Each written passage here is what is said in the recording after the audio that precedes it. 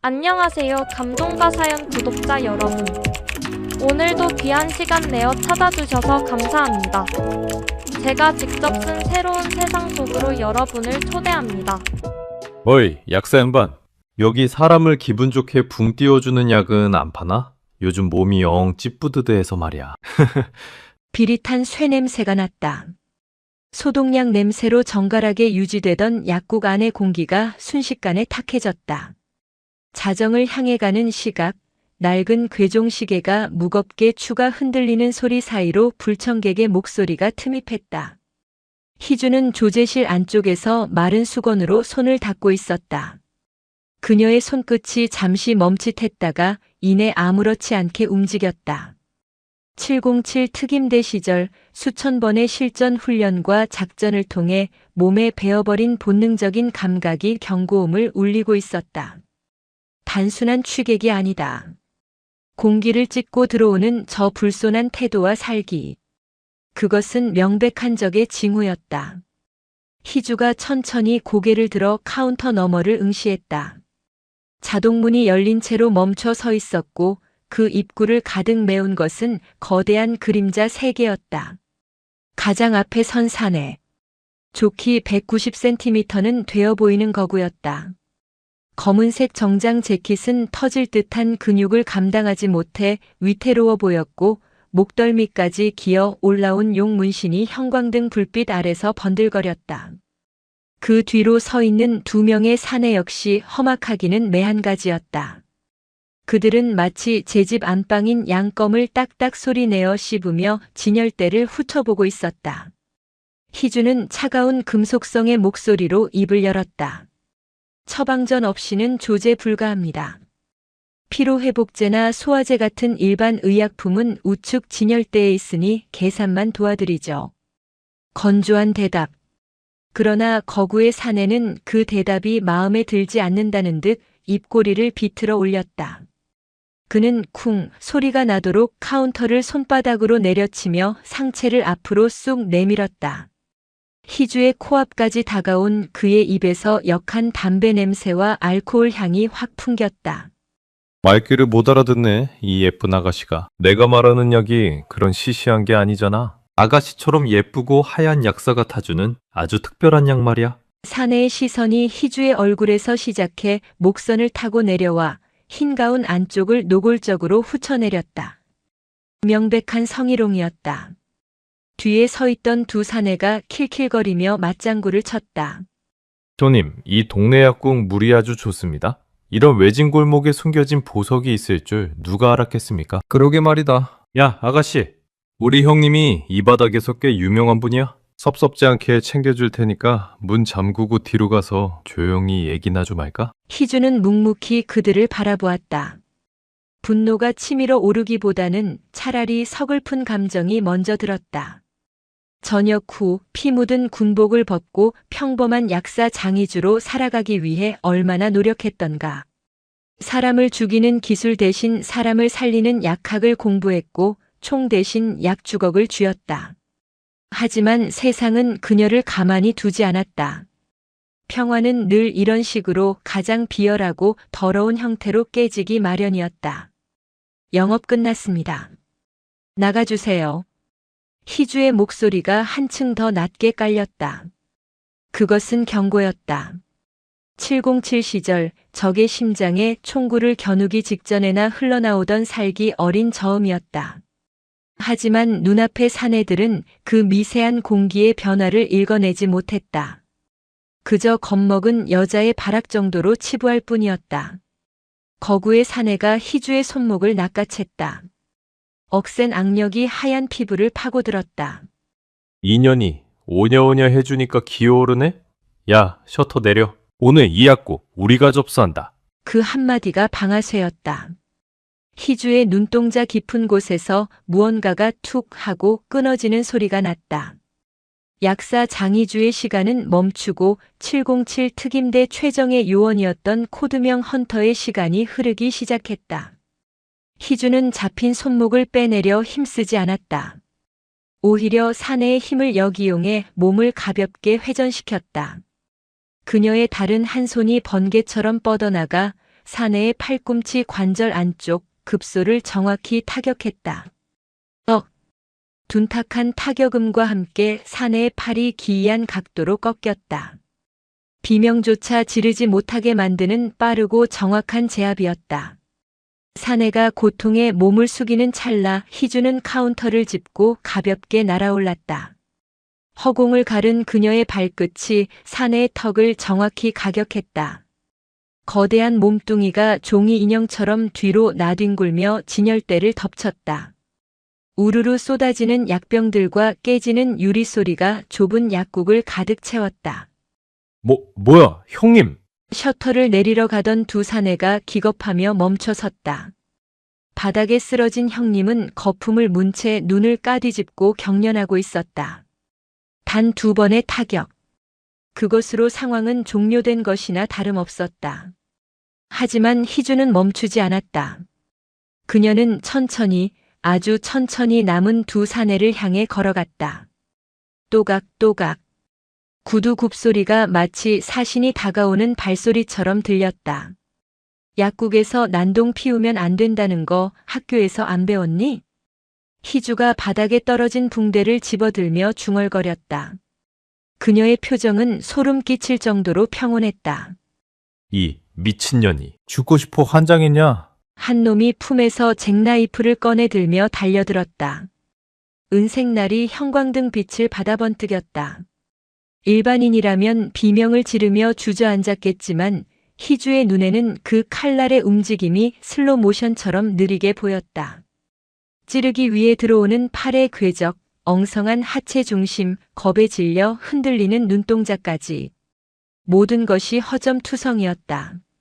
희주는 칼을 쥔 사내의 손목을 가볍게 쳐내고 그대로 멱살을 잡아 약국 벽면에 거울로 밀어붙였다. 쾅! 하는 소리와 함께 거울이 거미줄처럼 갈라졌다. 아, 살려줘! 조용히 해. 다른 환자들 놀라잖아. 희주는 남자의 명치를 무릎으로 가격해 숨통을 끊어놓듯 기절시켰다. 이제 남은 건 하나. 문가에 서 있던 마지막 사내는 다리에 힘이 풀린 듯 주저앉아 벌벌 떨고 있었다. 그는 지금 자신이 보고 있는 광경을 믿을 수 없었다. 분명 연약해 보이는 여자 약사였는데 순식간에 거구의 형님들을 묵사발로 만들어버린 괴물이 서 있었다. 희주가 그에게 다가갔다. 그녀는 쭈그리고 앉아 사내와 눈높이를 맞췄다. 누가 보냈어? 그게 우리는 그냥 시키는 대로. 다시 묻지 않을게. 너희 같은 양아치들이 그냥 심심해서 들어올 동네가 아니야, 여기는. 누가 시켰어? 희주의 손이 사내의 어깨를 쥐었다. 뼈가 으스러질 듯한 악력의 사내는 비명을 참으며 다급하게 입을 열었다. 칠성회에서 이 구역 상가들 싹 다 밀어버리라고. 특히 이 약국. 여기가 알박기 하고 있다고 본보기로 조지라고 해서. 칠성회. 희주의 미간이 좁혀졌다. 대한민국 밤의 세계를 지배한다는 거대 폭력 조직. 그 이름이 왜 이 작은 약국에서 튀어나오는 것일까? 단순한 재개발 이권 다툼이라기엔 그들의 방식이 지나치게 과격하고 조직적이었다. 제발 살려마 주십시오. 다시는 얼씬도 안 하겠습니다. 사내는 바닥에 머리를 박으며 빌었다. 희주는 잡고 있던 손을 놓았다. 더 이상 건드려봤자 나올 정보는 없을 것 같았다. 그녀는 카운터 서랍에서 근육 이완제라고 적힌 스프레이 파스를 꺼내 사내에게 던져주었다. 데리고 꺼져. 그리고 가서 전해. 주인 없는 빈집인 줄 알고 들어왔다가 덫에 걸려 발목 잘리기 싫으면 다시는 오지 말라고. 사내는 감지덕지하며 기절한 동료들을 질질 끌고 도망치듯 약국을 빠져나갔다. 다시 고요가 찾아왔다. 깨진 유리 조각과 널브러진 약병들만이 방금 전의 소란을 증명하고 있었다. 희주는 떨리는 손으로 가슴을 쓸어내렸다. 공포 때문이 아니었다. 다시 깨어난 폭력의 감각, 그 차갑고도 뜨거운 전율이 혈관을 타고 흐르는 것이 느껴졌기 때문이었다. 유리창 밖 어둠이 짙게 깔린 골목 끝에서 검은 세단 한 대가 이 모든 상황을 지켜보다가 소리 없이 사라지는 것을 희주는 미처 보지 못했다. 약사 장희주의 평범한 일상은 오늘부로 끝이 났다. 이제 그녀는 자신이 원하든 원하지 않든 거대한 악의 소굴로 걸어 들어가야만 했다. 깨진 유리 조각이 구두구발에서 자그락거리는 소리가 유난히 크게 들렸다.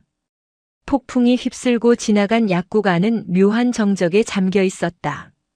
희주는 떨리는 손을 진정시키기 위해 깊은 숨을 들이마셨다.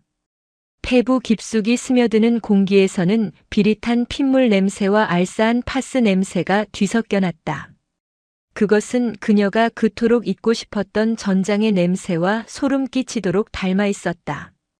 희주는 깨진 진열대 거울 속에 비친 자신의 얼굴을 바라보았다. 하얀 가운에는 붉은 핏방울이 튀어 있었고 단정하게 묶었던 머리카락은 헝클어져 있었다. 하지만 가장 낯선 것은 눈동자였다. 707 특임대 시절, 인간 병기라 불리던 시절의 그 차갑고 건조한 눈빛이 거울 속에서 그녀를 마주보고 있었다. 후. 그녀는 천천히 가운을 벗어 한쪽 구석에 던져놓았다. 약사 장희주의 가면을 벗고 다시 군인 장희주의 본능을 깨워야 할 시간임을 직감했다. 칠성회. 대한민국 암흑가를 지배하는 거대 조직. 그들이 고작 동네 약국 하나를 노리고 행동대원들을 보냈다는 것은 단순한 우연이 아니었다. 희주는 카운터 아래 숨겨져 있던 작은 금고를 열었다.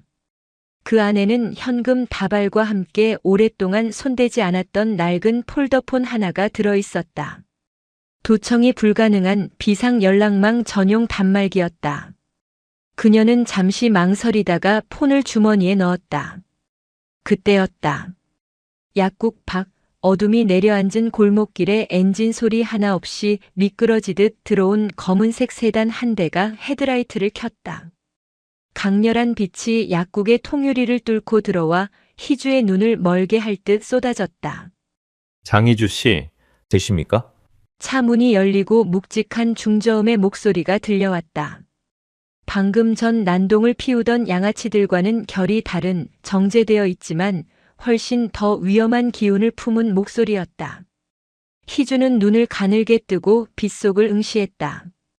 말끔한 정장 차림의 남자가 차에서 내려 약국으로 걸어오고 있었다. 50대 중반쯤 되어 보이는 그는 은퇴 안경 너머로 뱀처럼 차가운 눈빛을 하고 있었다. 그의 뒤로는 덩치가 산만 한 경호원 2명이 그림자처럼 따라붙었다. 놀라게 해드렸다면 사과하죠. 아까 다녀간 녀석들이 신뢰를 범했다더군요. 교육이 덜 된 놈들이. 남자는 깨진 유리 조각들을 아무렇지 않게 밟으며 약국 안으로 들어왔다. 그는 주머니에서 하얀 손수건을 꺼내 코끝을 살짝 가리며 인상을 찌푸렸다. 영업 끝났다고 했을 텐데요. 희주는 물러서지 않고 그를 쏘아보았다.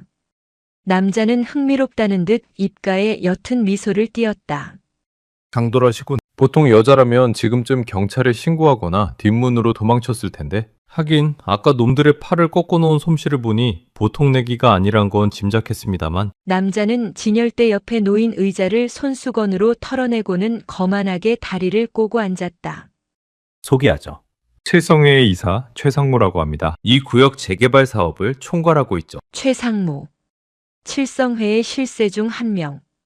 희주의 머릿속에 과거 정보국에서 스쳐 지나가듯 봤던 블랙리스트의 이름들이 떠올랐다. 잔인하고 치밀하기로 소문난 자였다. 피를 보지 않고도 사람을 말려 죽이는데 도 같은 인물. 조폭들이 재개발 사업이라니 세상 참 좋아졌네요. 사업입니다. 합법적인 비즈니스죠. 우리는 이 낡은 동네를 밀어버리고 대한민국 최고의 랜드마크를 세울 겁니다. 그런데 딱 한 군데, 이 약국 자리가 문제입니다. 알바키 치고는 너무 버티신다 싶어서 직접 얼굴이나 보러 왔습니다. 최상무가 손가락을 까딱이자 뒤에 서 있던 경호원이 서류 가방에서 두툼한 봉투를 꺼내 희주 앞 탁자에 올려놓았다. 위로금 겸 이주비입니다. 섭섭지 않게 넣었습니다. 아까 농글이 저지른 행패에 대한 보상도 포함해서 말이죠. 이거 받고 조용히 떠나시죠. 그게 서로 피곤하지 않은 길입니다. 희주는 봉투를 쳐다보지도 않았다. 돈 문제가 아니에요. 이 약국은 할아버지 때부터 이 동네 주민들을 지켜온 곳입니다. 당신들 돈놀이에 놀아날 생각 없으니 돌아가세요. 최상무의 눈빛이 순간 서늘하게 변했다. 그는 안경을 고쳤으며 나직하게 속삭였다. 지킨다라. 참 듣기 좋은 말입니다. 하지만 장이주 씨, 당신이 정말 지키고 싶은 게 이 낡은 약국입니까? 아니면 당신의 그 숨겨진 과거입니까? 희주의 심장이 덜컥 내려앉았다. 20대 후반, 미혼. 표면적으로는 평범한 약대 졸업. 하지만 공백기가 이 약국을 열기 전 3년 동안의 기록이 말소되어 있더군요. 대한민국에서 젊은 여자의 기록이 이렇게 깨끗하게 지워지는 경우는 딱 두 가지죠. 중범죄자이거나 아니면 국가가 관리하는 특수 기밀 요원이. 최상무는 희주의 표정 변화를 즐기듯 천천히 말을 이었다. 아까 우리 애들 팔을 부러뜨린 기술. 단순한 호신술이 아니더군요. 뼈와 인대를 정확히 분리하는 살상 기술. 근데 그것도 아주 특수한 곳에서나 가르치는 기술이죠. 내가 사람 보는 눈이 좀 있거든. 희주는 주먹을 꽉 쥐었다. 손톱이 살을 파고들었지만 고통은 느껴지지 않았다. 정체가 발각될 위기. 아니, 이미 저들은 짐작하고 있었다. 소설 쓰시는 취미가 있으신가 보네요. 소설일지 다큐멘터리일지는 두고 보면 알겠죠. 내 제안을 거절하면 나는 당신이 숨기고 싶어하는 그 과거를 세상 밖으로 끄집어낼 겁니다. 약사 장이주가 사실은 사람 죽이는 훈련을 받은 인간병기였다는 게 알려지면 이 동네 사람들이 당신을 예전처럼 따뜻하게 봐줄까요? 비열한 협박이었다. 희주가 가장 두려워하는 지점을 정확히 찌르고 들어왔다. 그녀는 평범한 삶을 원했다. 이웃들과 웃으며 인사하고 아픈 사람들에게 약을 지어주는 소소한 행복. 그것이 깨지는 것을 원치 않았다. 하지만 물러설 수도 없었다. 여기서 물러선다면 이들은 약국뿐만 아니라 이 골목 전체를 힘없는 사람들의 삶을 짓밟을 것이다. 희주는 천천히 고개를 들어 최상무를 정면으로 응시했다. 그녀의 눈동자가 깊은 심연처럼 어두워졌다. 경고하는데 내 뒷조사하고 다니는 건 오늘로 끝내세요. 그리고 한 번만 더 내 주변 사람들을 건드리면 그때는 내가 누군지 똑똑히 보여주게 될 겁니다. 최상무는 소리내어 웃었다. 하하하, 역시 내 예상이 맞았어. 눈빛이 살아있네. 좋아, 아주 좋아. 오늘은 이만 물러가지. 하지만 장이주 씨, 명심해. 칠성에는 원하는 건 반드시 손에 넣습니다. 그게 건물이든 사람이든. 최상무는 자리에서 일어났다. 그가 탁자에 놓인 돈 봉투를 툭툭 치며 말했다.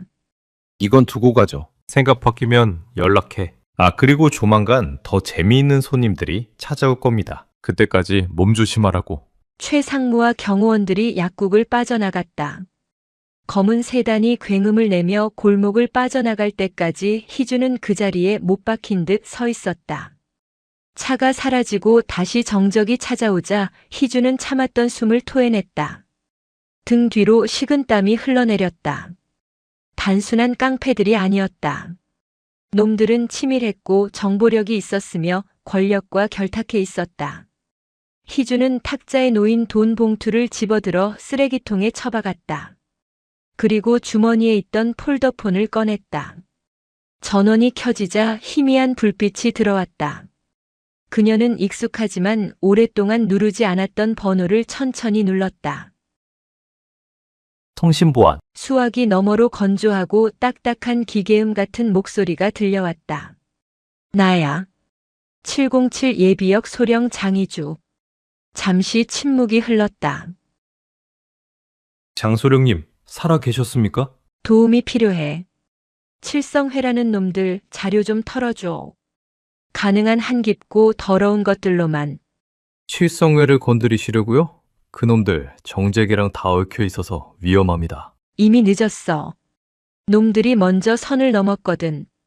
희주는 굳게 닫힌 약국 셔터를 바라보며 나직하게 의졸였다. 이제부터 전쟁이야. 밤은 깊어가고 있었지만 약사 장이주의 밤은 이제 막 시작되고 있었다. 그녀는 알고 있었다. 오늘 밤이 지나면 다시는 예전의 평화로운 아침으로 돌아갈 수 없으리라는 것을. 하지만 후회는 없었다. 지켜야 할 것이 있다면 싸우는 것이 군인의 숙명이니까. 어둠 속에서 그녀의 눈빛이 형형하게 빛났다. 마치 사냥감을 노리는 맹수처럼. 새벽 2시. 도시의 소음이 잦아들고 빗줄기가 아스팔트를 적시는 소리만이 약국 안을 채우고 있었다. 희주는 불 꺼진 조제실 한 구석, 의자에 깊숙이 몸을 파묻고 있었다. 손에 들린 폴더폰의 액정 화면만이 어둠 속에서 유일하게 깜빡이며 그녀의 창백한 얼굴을 비췄다. 짧은 진동이 울렸다. 그녀가 기다리던 연락이었다. 보고해. 희주의 목소리는 빗소리에 묻힐 만큼 낮았지만 그 안에 담긴 무게감은 결코 가볍지 않았다. 수화기 너머에서 변조된 기계음이 아닌 익숙하고도 지친 남자의 목소리가 흘러나왔다. 군 시절 그녀의 부관이었던 지금은 정보사령부 소속인 김중령이었다. 선배님, 이거 생각보다 판이 큽니다. 단순히 칠성회가 동네 상권을 장악하려는 수준이 아니에요. 그 약국 건물, 아니 정확히 말하면 약국이 깔고 앉아있는 그 땅 말입니다. 땅? 거기가 뭐? 50년 전 기록까지 뒤졌습니다. 지금 약국이 있는 그 자리, 예전에 중앙정보부 안가가 있던 터였습니다. 공식적으로는 폐쇄됐고 기록도 말소됐지만 당시 정권의 비자금을 관리하던 금고가 그 지하 어딘가에 밀봉된 채 묻혀있다는 첩보가 있습니다. 희주의 눈썹이 꿈틀거렸다. 재개발은 핑계였다. 칠성회 그리고 그 뒤에 숨은 권력자들은 낡은 건물을 부수고 그 밑에 잠들어 있는 검은 돈과 장부를 꺼내려는 속셈이었다.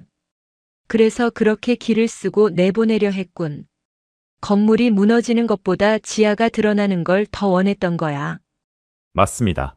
최상무라는 작자, 칠성회의 이사직함을 달고 있지만 실질적으로는 정재계 거물들의 더러운 심부름을 도맡아 하는 해결사입니다. 선배님이 거기 버티고 있는 한 그들은 절대 멈추지 않을 겁니다. 경찰이나 공권력도 이미 그들 손바닥 아니고요. 희주는 창밖을 내다보았다. 빗줄기가 더욱 거세지고 있었다. 유리창에 부딪히는 빗방울들이 마치 누군가가 문을 두드리는 소리처럼 들렸다. 그리고 하나 더 있습니다. 방금 들어온 정보인데 최상무가 기술자를 불렀습니다. 기술자? 업계에서는 청소부라고 불리는 놈입니다. 이름은 황정우. 감정 없이 사람을 지우는 걸로 유명하죠. 조폭들처럼 때로 몰려다니는 놈이 아닙니다. 혼자 움직이고 흔적을 남기지 않아요. 오늘 밤 당장 움직일 수도 있습니다. 선배님, 지금이라도 피하셔야. 아니. 희주는 단호하게 말을 잘랐다. 그녀의 시선이 약국 진열대에 놓인 작은 액자로 향했다. 돌아가신 부모님과 함께 찍은 어릴 적 사진. 이 약국은 부모님이 평생을 바쳐 지켜온 곳이자 희주가 피 묻은 군복을 벗고 처음으로 안식을 찾은 공간이었다.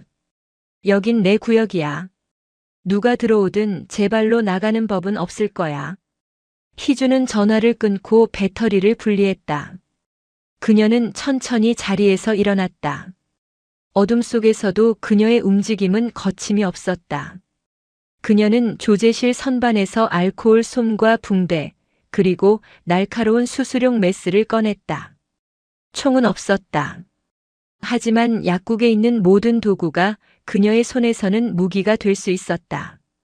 희주는 약국 내부의 구조를 머릿속으로 그렸다. 입구, 뒷문, 창문, 그리고 카운터와 진열대 사이의 사각지대. 그녀는 낚싯줄처럼 얇은 의료용 봉합사를 꺼내 입구와 주요 길목의 발목 높이에 팽팽하게 설치했다. 눈에 보이지 않는 덫이었다. 준비는 끝났다. 희주는 카운터 뒤편 어둠 속에 몸을 숨기고 호흡을 죽였다. 심장 박동수를 의도적으로 낮췄다. 주변의 모든 소리가 증폭되어 들려왔다. 빗소리, 냉장고가 돌아가는 소리, 그리고 철컥. 약국 뒷문 잠금 장치가 아주 미세하게 돌아가는 소리. 빗소리에 묻혀 일반인이라면 절대 듣지 못했을 그 소리를 희주는 놓치지 않았다. 놈이 왔다. 김중령이 말했던 기술자였다. 창문을 깨거나 문을 부수고 들어오는 무식한 방법이 아니었다. 마치 제 집 문을 열 듯 부드럽고 은밀한 침입이었다. 뒷문이 소리 없이 열리고 젖은 바람과 함께 누군가가 안으로 미끄러져 들어왔다. 발소리가 전혀 들리지 않았다. 놈은 바닥의 재질을 확인하며 체중을 분산시켜 걷고 있었다. 고도로 훈련된 전문가의 움직임이었다. 희주는 메스를 역수로 쥐었다. 손바닥에 땀이 배어 나왔지만 그립은 견고했다. 침입자는 어둠 속에서 잠시 멈춰 섰다. 그는 약국 내부의 공기를 읽으려는 듯 했다. 검은 우비를 입고 모자를 깊게 눌러 쓴 남자는 손에 소음기가 장착된 권총을 들고 있었다. 총이라니. 대한민국 한복판에서 그것도 민간인을 상대로 총기를 사용한다는 건 놈들이 수단과 방법을 가리지 않겠다는 명백한 증거였다. 남자가 천천히 카운터 쪽으로 다가왔다. 희주가 설치해둔 봉합사덧 바로 앞까지 발이 다가왔다. 하나, 둘. 하지만 남자는 멈췄다. 그는 무언가 이상함을 감지한 듯 고개를 숙여 바닥을 살폈다. 그리고는 입가에 비릿한 미소를 띠며 봉합사를 가볍게 넘어섰다. 허술하군. 작게 중얼거리는 남자의 목소리가 들렸다. 그는 덫을 발견하고 방심했다. 희주가 노린 것은 바로 그 순간이었다. 희주가 카운터 위로 솟구쳐 올랐다. 그녀의 손에 들린 알코올 병이 허공을 가르며 남자의 얼굴을 향해 날아갔다. 남자가 반사적으로 고개를 돌리며 팔로 병을 쳐냈다. 쨍그랑. 유리병이 깨지면서 독한 알코올 냄새가 사방으로 퍼졌다. 그 틈을 타 희주는 바닥으로 착지하며 남자의 하체를 향해 로우킥을 날렸다. 묵직한 타격음이 났지만 남자는 밀리지 않았다. 그는 마치 바위처럼 단단하게 버티고 섰다. 호, 움직임이 제법인데? 남자가 총구를 희주에게 겨누었다. 희주는 몸을 비틀어 총구의 사선에서 벗어나며 진열대 뒤로 몸을 날렸다. 피슉 피슉. 소음기를 통과한 총알 두 발이 희주가 방금 서 있던 자리의 약장을 박살냈다. 유리 파편이 튀고 약가루가 연기처럼 피어올랐다. 약국에서 사격 연습이라니 예의가 없네. 희주는 진열대 뒤에 숨어 거친 숨을 몰아쉬었다. 놈은 강했다. 단순한 깡패들과는 차원이 달랐다. 총을 든 상대와 맨손으로 그것도 좁은 공간에서 싸우는 것은 자살 행위나 다름없었다. 하지만 희주에게는 지형지물이라는 이점이 있었다. 손바꼭질은 질색인데. 나오지? 곱게 보내줄게. 고통 없이. 남자가 천천히 진열대 사이를 걸어오며 말했다.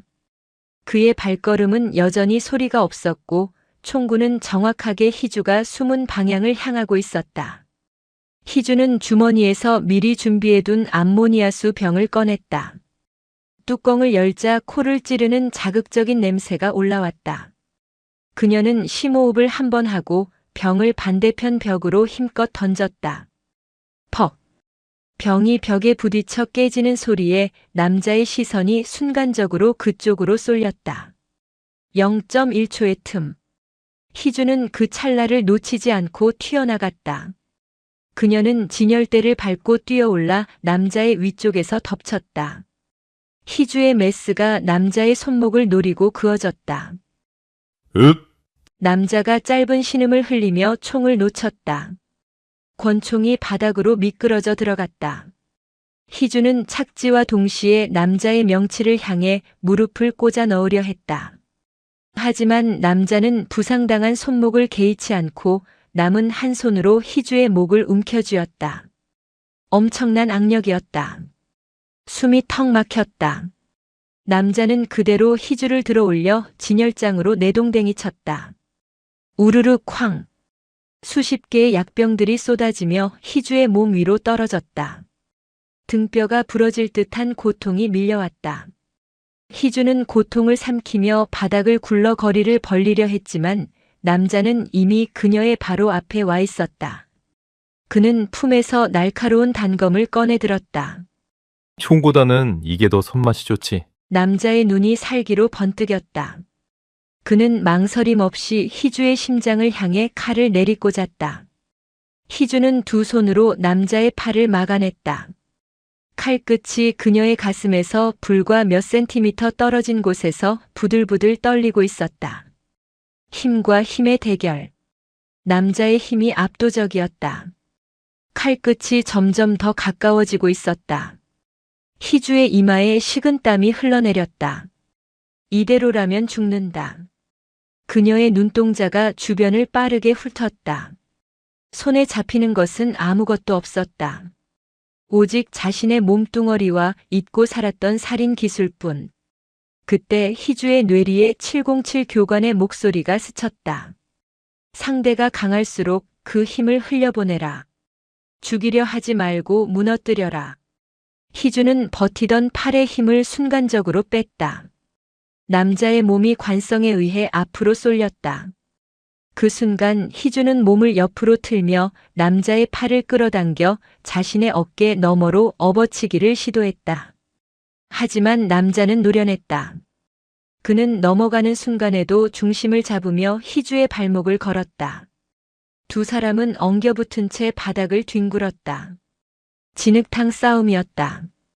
약국 바닥에 흩어진 유리 조각들이 피부를 찢었지만 누구도 비명을 지르지 않았다. 어둠 속에서 두 그림자가 맹수처럼 뒤엉켰다. 남자의 주먹이 희주의 옆구리에 꽂혔다. 갈비뼈에 금이 가는 소리가 들렸다. 희주는 고통을 악으로 삼켰다. 그녀는 남자의 목덜미를 팔로 감아 조르기 시작했다. 리어 네이키드 초크. 완벽하게 들어갔다. 터. 남자의 얼굴이 붉게 달아올랐다. 그는 희주를 떼어내려 발버둥 쳤지만 희주는 다리로 남자의 허리를 감아 고정하며 더욱 강하게 압박했다. 누가 보냈는지 말해. 희주가 이를 악물고 속삭였다. 하지만 남자는 대답 대신 품에서 무언가를 꺼냈다. 작은 충격탄이었다. 죽어라. 쾅! 눈앞에서 섬광이 터졌다. 귀가 먹먹해지고 시야가 하얗게 멀었다. 희주는 비틀거리며 뒤로 물러났다. 그 충격으로 초크가 풀렸다. 남자는 콜록거리며 비틀비틀 일어났다. 그 역시 데미지가 컸지만 도망칠 기회는 충분했다. 제법이군. 오늘은 이만하지만 다음엔 반드시 목을 따주마. 남자는 바닥에 떨어진 권총을 챙길 새도 없이 비틀거리는 걸음으로 뒷문을 향해 달아났다. 희주는 그를 쫓으려 했지만 다리가 풀려 바닥에 주저앉고 말았다. 귀에서는 삐 하는 이명소리가 멈추지 않았고 옆구리에서는 극심한 통증이 밀려왔다. 깨진 유리 조각 위로 붉은 피가 번져나갔다. 희주는 흐릿해지는 의식을 붙잡으며 바닥을 기어 카운터 아래로 향했다. 거기에는 비상용 구급 상자가 있었다. 살았다. 하지만 이것은 끝이 아니었다. 놈은 자신의 얼굴을 받고 자신의 실력을 확인했다. 다음에는 더 철저하게 준비해서 올 것이다. 희주는 떨리는 손으로 옆구리의 상처를 지혈하며 굳게 다짐했다. 기다려. 내 발로 찾아가 줄 테니까. 약국 밖 빗소리는 여전히 거세게 몰아치고 있었다. 그 빗소리 사이로 멀리서 경찰차의 사이렌 소리가 희미하게 들려오기 시작했다. 희주의 눈빛은 고통 속에서도 더욱 차갑게 빛나고 있었다. 이제 방어는 끝났다. 반격의 시간이 다가오고 있었다.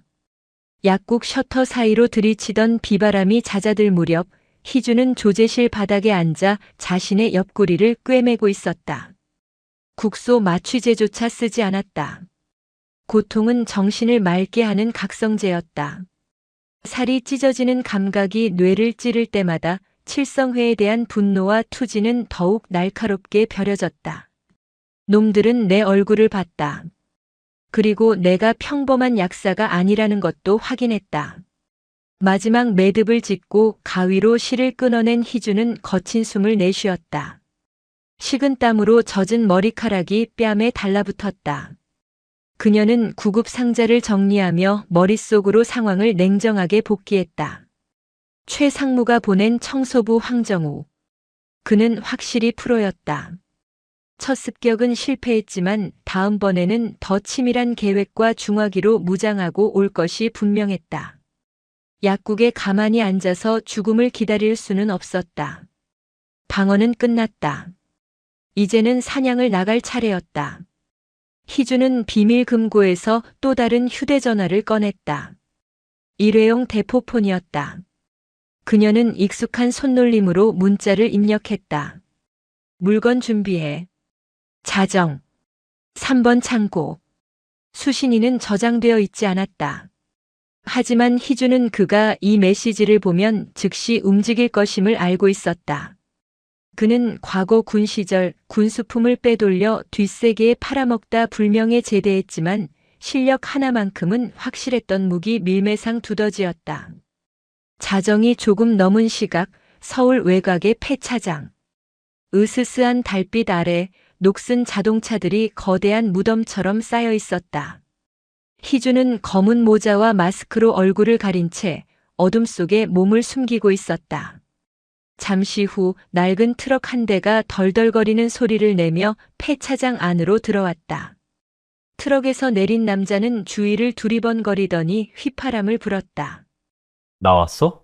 야, 오랜만인데 이런 데서 보자고 하고 무섭게 시리. 희주가 그림자 속에서 걸어 나왔다. 물건은 어우, 눈빛 봐라. 여전하네.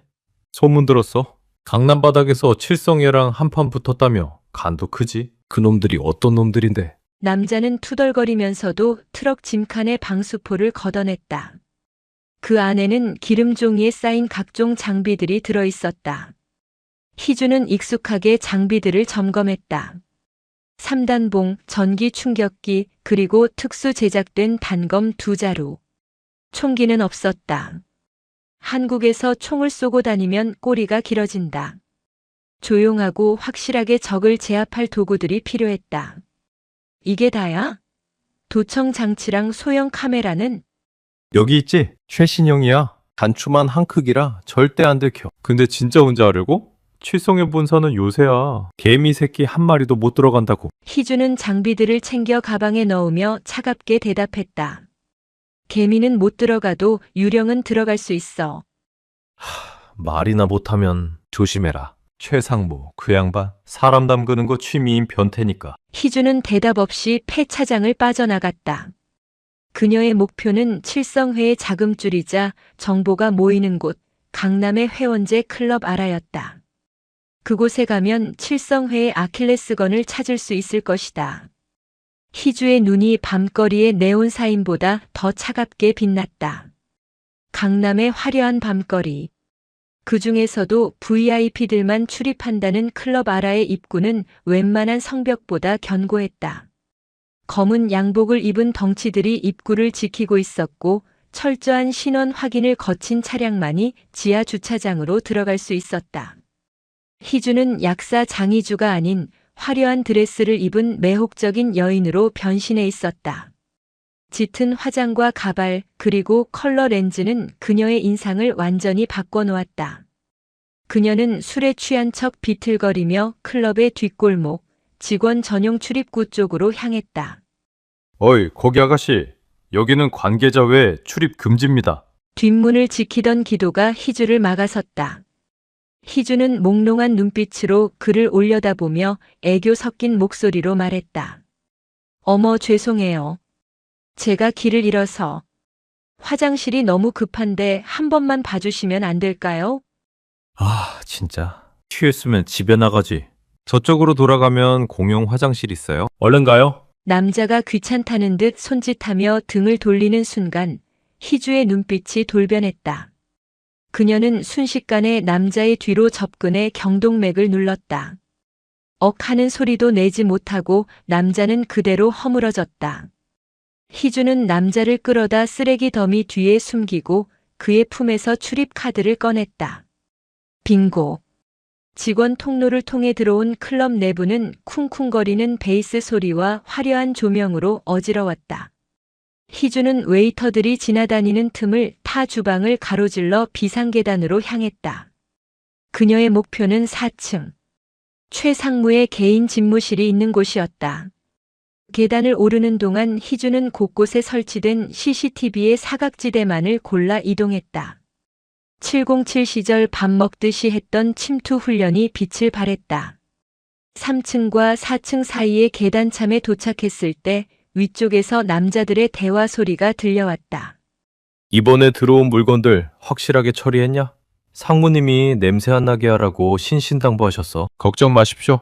지하금고 공사도 거의 마무리 단계입니다. 근데 그 약국 계집애는 어떻게 됐습니까? 황 실장님이 실패했다던데. 희주는 숨을 죽이고 벽에 몸을 밀착했다.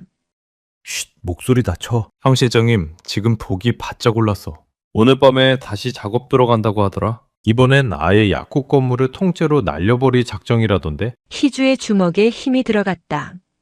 건물을 날려버리겠다고. 그녀가 자리를 비운 사이 약국을 폭파하겠다는 소리였다.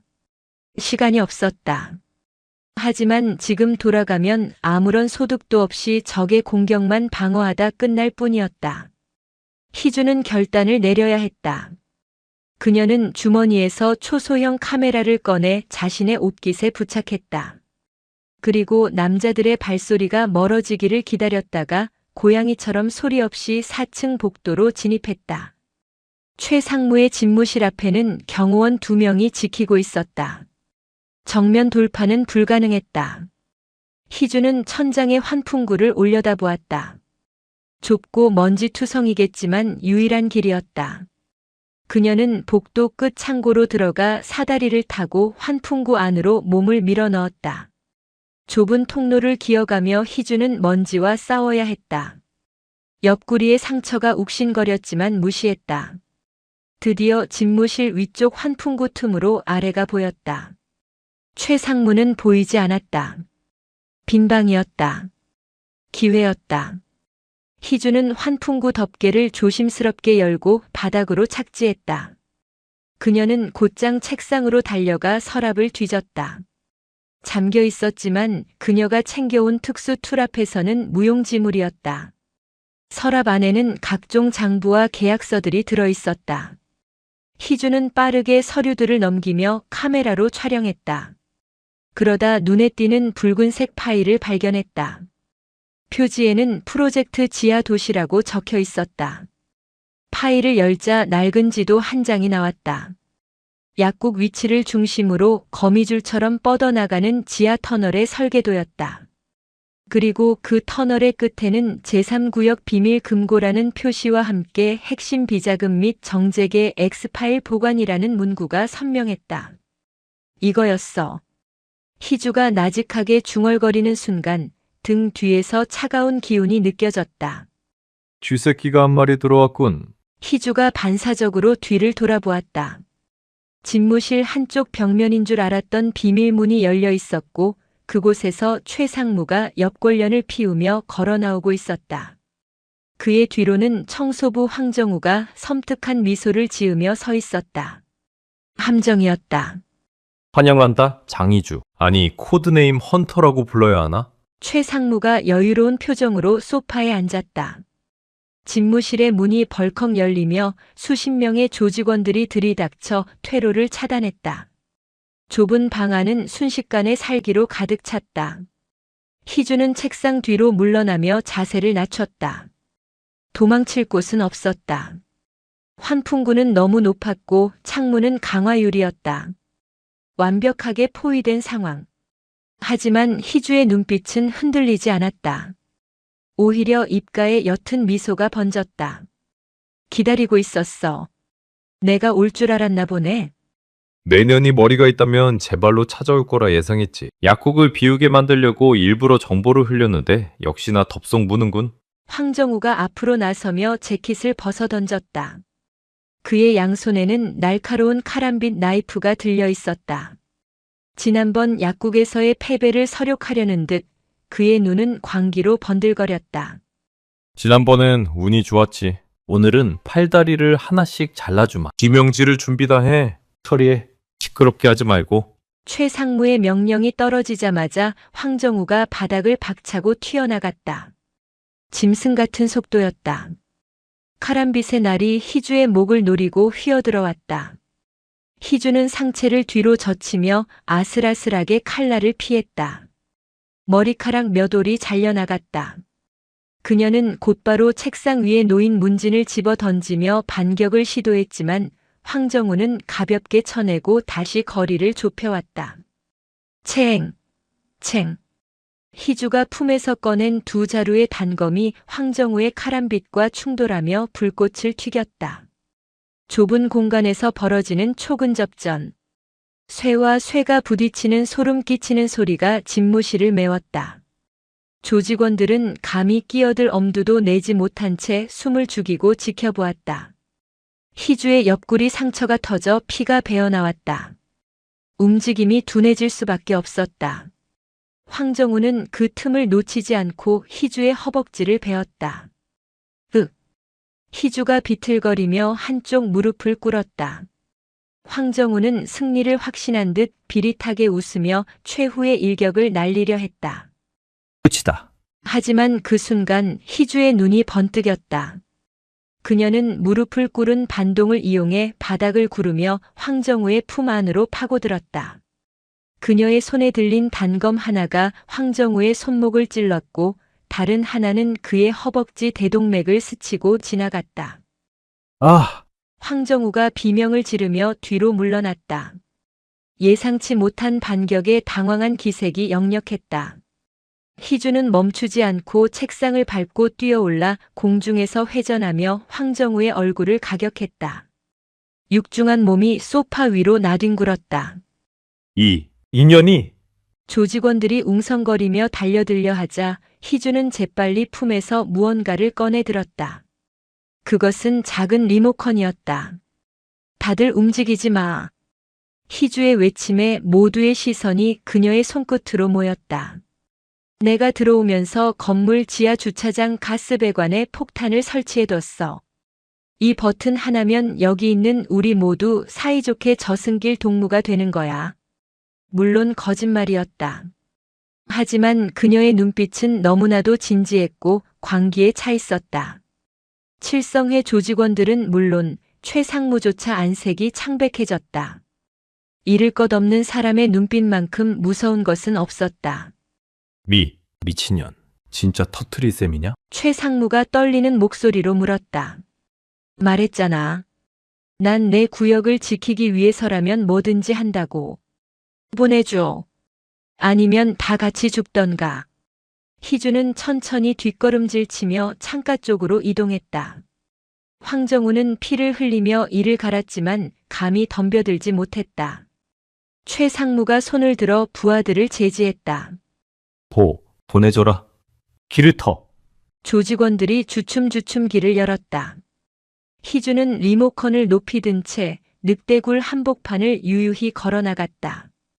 그녀의 등 뒤로 식은땀이 흐르고 있었지만 겉으로는 태연했다. 복도를 지나 비상구로 빠져나온 희주는 계단을 미친 듯이 뛰어내려갔다. 거짓말이 들통나는 건 시간 문제였다. 그녀가 1층 로비를 빠져나와 어둠 속으로 몸을 숨기자마자 클럽 안에서 고함과 함께 추격대가 쏟아져 나왔다. 잡아. 폭탄은 가짜다. 전현 당장 잡아. 희주는 밤거리를 질주했다. 숨이 턱 끝까지 차오르고 상처가 불타는 듯 아팠지만 그녀의 입가에는 미소가 걸려 있었다. 품 안에는 최상무의 비리가 담긴 장부의 사진과 지하금고 지도가 들어있는 초소형 카메라가 안전하게 있었다.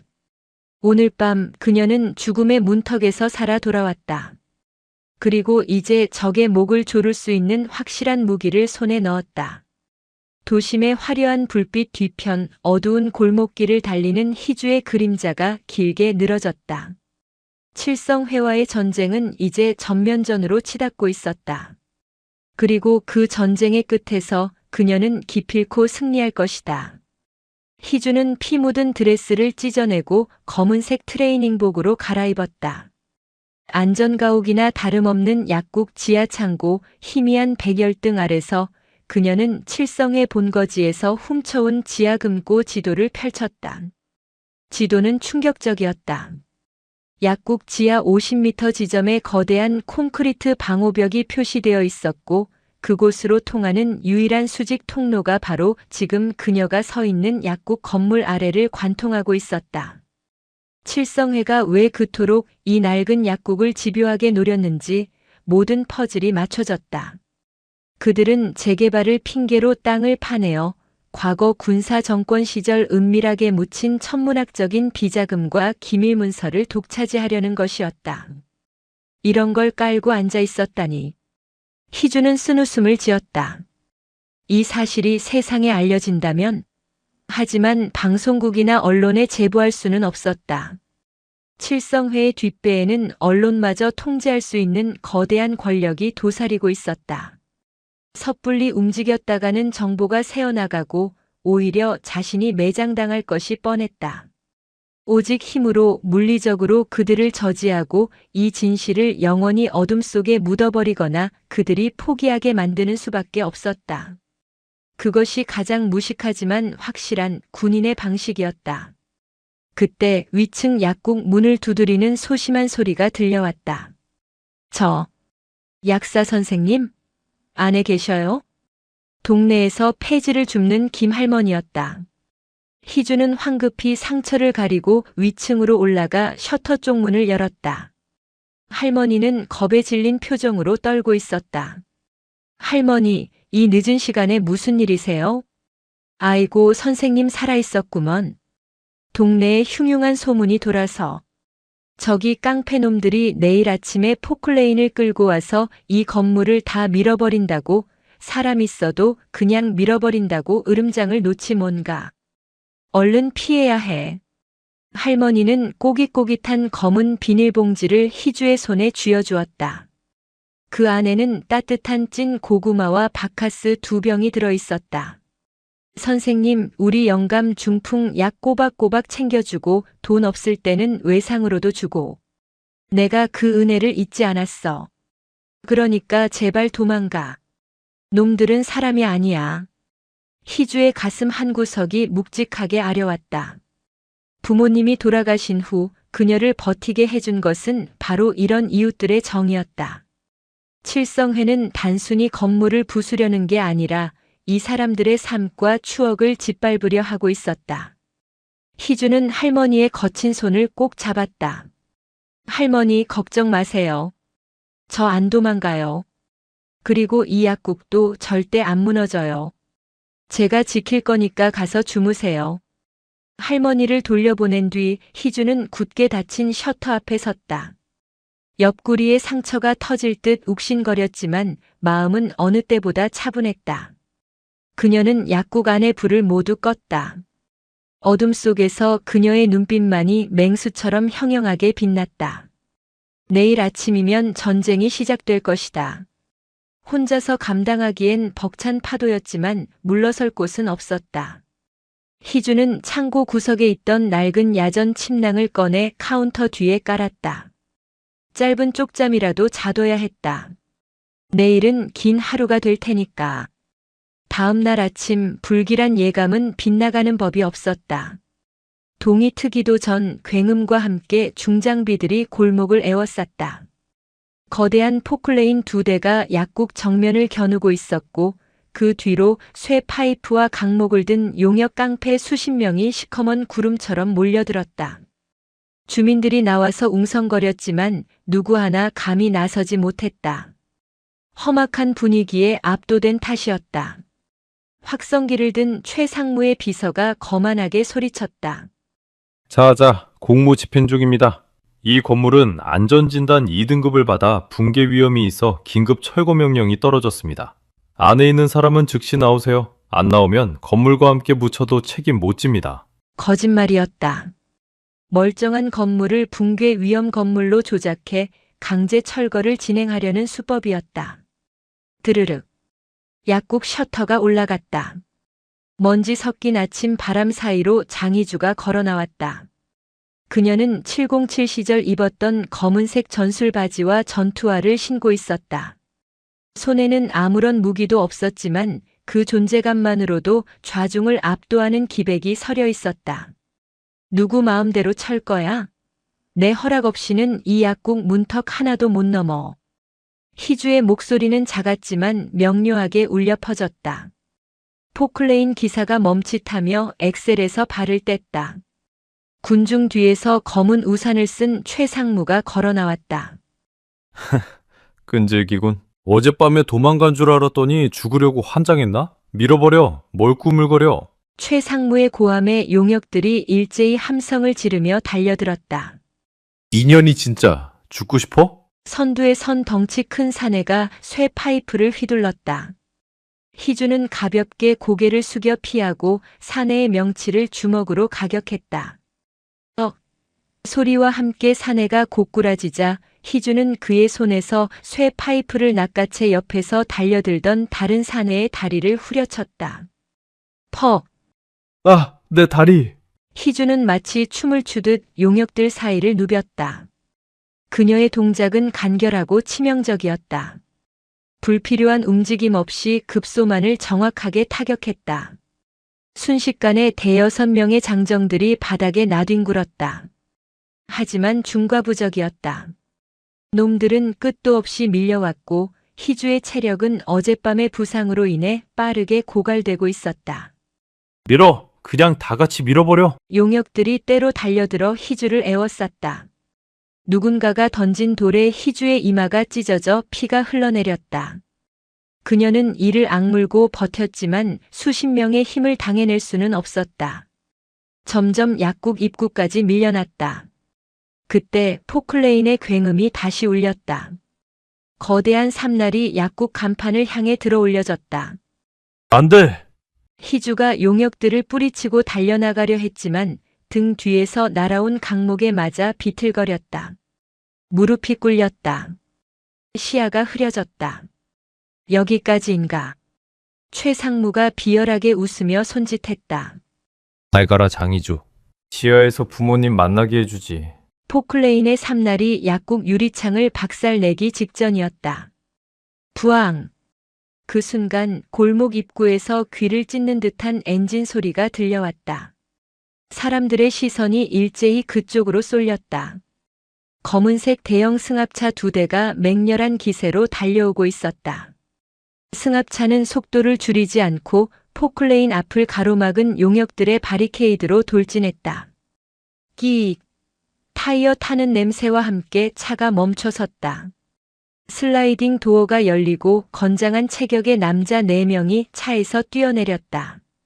그들은 사복을 입고 있었지만 서 있는 자세와 눈빛에서부터 일반인과는 다른 기운이 뿜어져 나왔다. 그중 선두에 선 남자, 짧은 스포츠 머리에 날카로운 인상을 가진 남자가 포클레인을 향해 소리쳤다.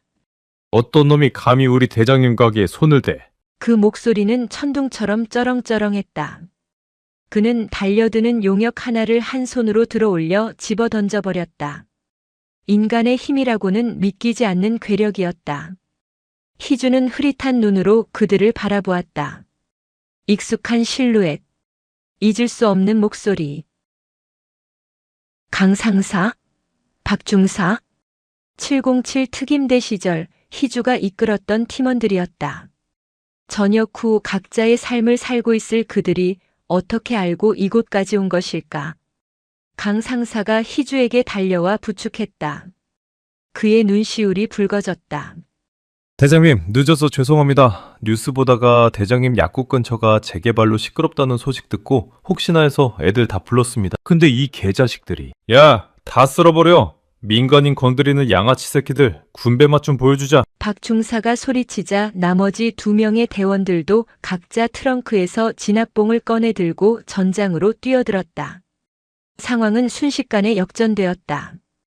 707 최정예 요원 4명의 전투력은 조폭 수십 명을 압도하고도 남았다.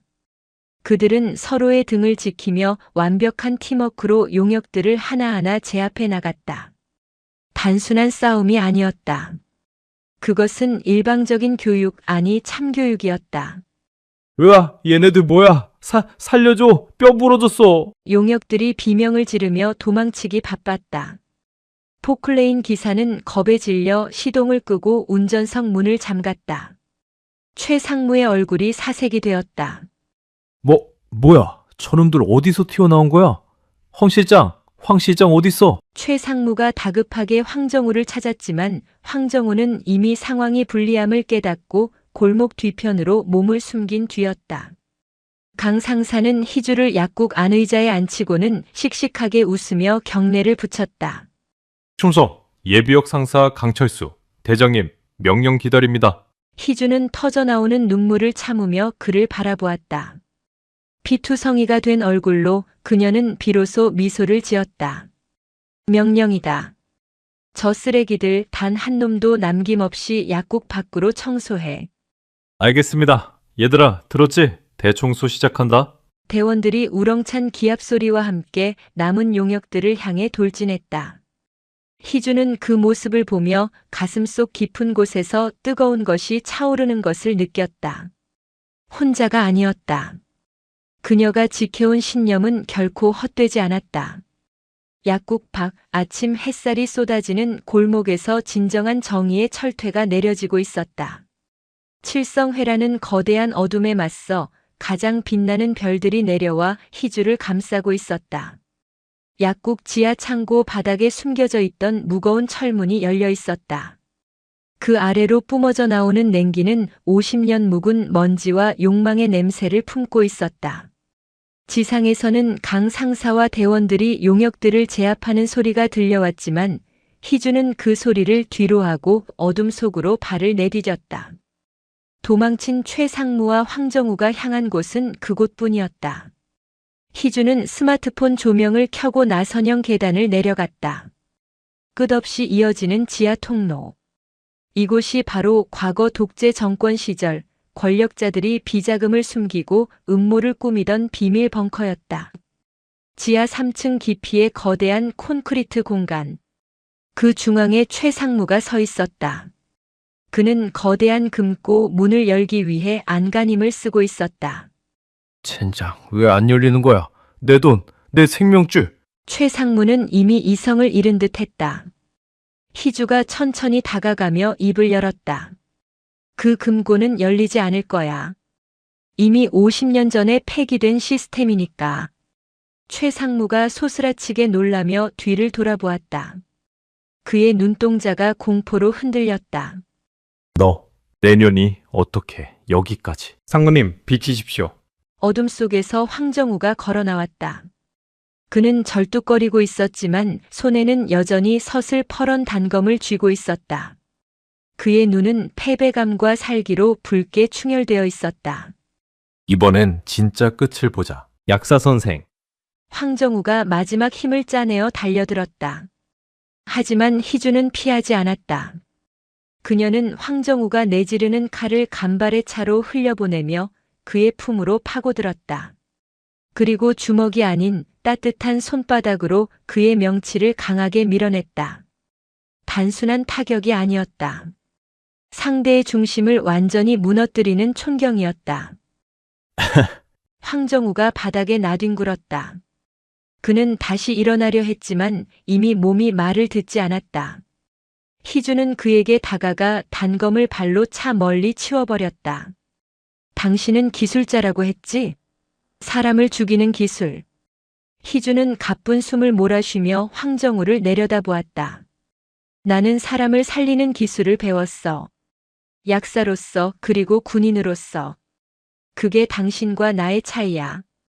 당신은 돈을 위해 칼을 휘두르지만 나는 지키기 위해 칼을 잡거든. 황정우는 멍하니 희주를 올려다보았다. 살기로 가득 찼던 그의 눈빛이 서서히 허물어지고 있었다. 압도적인 무력보다 더 무서운 것은 꺾이지 않는 신념이었다. 그는 자신이 졌음을 인정하듯 고개를 떨구었다. 희주는 시선을 최상무에게 돌렸다. 최상무는 벽에 등을 기댄 채 주저앉아 있었다. 살려줘. 돈은 얼마든지 줄게. 이 금고 안에 있는 거 다 너 가져. 아니, 내가 가진 재산 절반을 줄게. 최상무가 비굴하게 애원했다. 희주는 그에게 천천히 다가갔다. 그리고 주머니에서 구겨진 종이 한 장을 꺼내 그에게 던졌다. 어제 폐지 줍는 할머니가 쥐어준 꼬깃꼬깃한 1,000원짜리 지폐 몇 장과 편지가 든 봉투였다. 이게 당신이 그토록 뺏고 싶어 했던 거야. 그게 뭔데? 이 동네 사람들의 삶. 당신 눈에는 낡고 돈 안 되는 쓰레기처럼 보였겠지만 나한테는, 그리고 이곳 사람들에게는 무엇과도 바꿀 수 없는 소중한 보금자리야. 당신 돈으로 살 수 없는 거라고. 그때 통로 위쪽에서 웅성거리는 소리와 함께 강 상사와 대원들이 내려왔다. 그들의 뒤에는 정복을 입은 헌병 수사관들이 따르고 있었다. 희주가 미리 김중령에게 넘긴 증거 자료를 토대로 군 검찰과 경찰 광역수사대가 합동작전을 개시한 것이었다.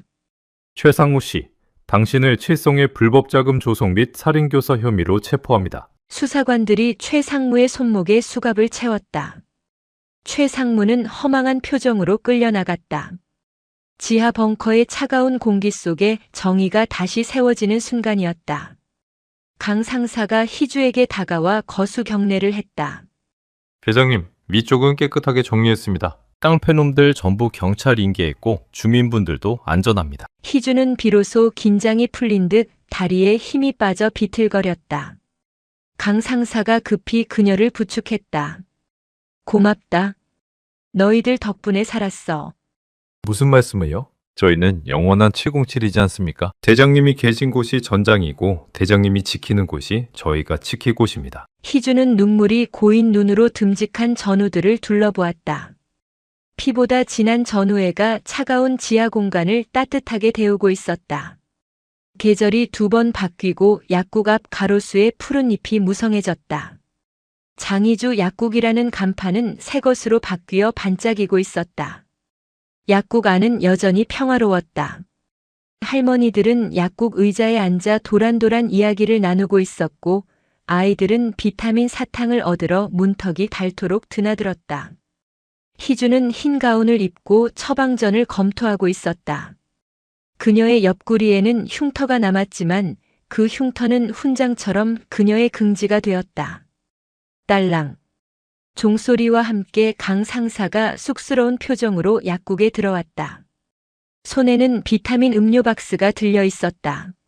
대장님, 아니 약사님, 지나가는 길에 들렀습니다. 몸은 좀 어떠십니까? 희주가 환하게 웃으며 그를 맞이했다. 어서 와. 이제 대장님이라고 부르지 말라니까. 그냥 누나라고 해. 아유, 그건 좀 어색해서. 그나저나 소식 들으셨습니까? 그 지하 벙커, 시에서 인수해서 역사 박물관이랑 주민 문화센터로 만든답니다. 대장님이 지켜낸 땅이 좋은 일에 쓰이게 됐습니다. 그래. 잘 됐네. 희주는 창밖을 바라보았다. 무너질 뻔했던 골목은 다시 활기를 되찾았다. 거대한 악에 맞서 싸웠던 그 치열했던 밤들은 이제 전설처럼 사람들의 입에서 입으로 전해질 뿐이었다. 하지만 희주는 알고 있었다.